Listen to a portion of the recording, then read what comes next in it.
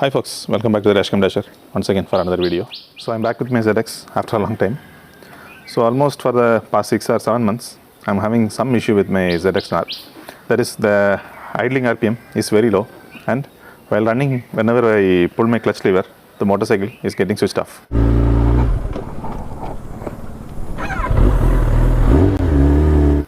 So today I was going out for a ride. I was in my medium power mode and the motorcycle got switched off because of the low idling RPM, and then my dash started showing this error.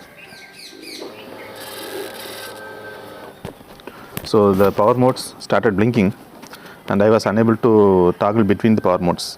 Now my motorcycle is stuck in the medium power mode and I was not able to change it to either to the full power mode or the low power mode. So there are two ways to clear this error. So I will try the first method today.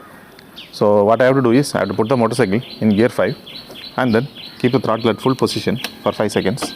Then switch on the ignition and then again I have to keep the throttle in full position without switching on the engine for 5 seconds so that the error gets cleared out. So in the second method, I have to ride the motorcycle for around 150 to 200 kilometers and the error will automatically get cleared. So now I don't have time to ride that much.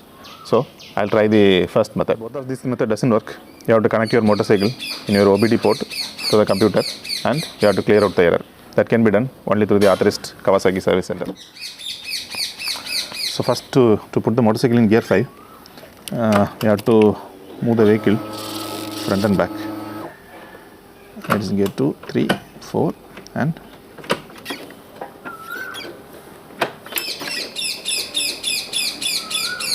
I am going to pull the throttle to full level.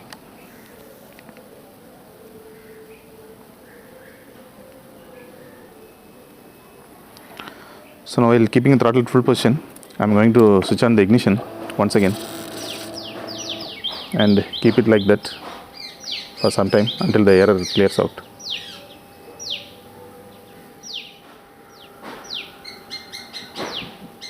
So that didn't go out as we planned.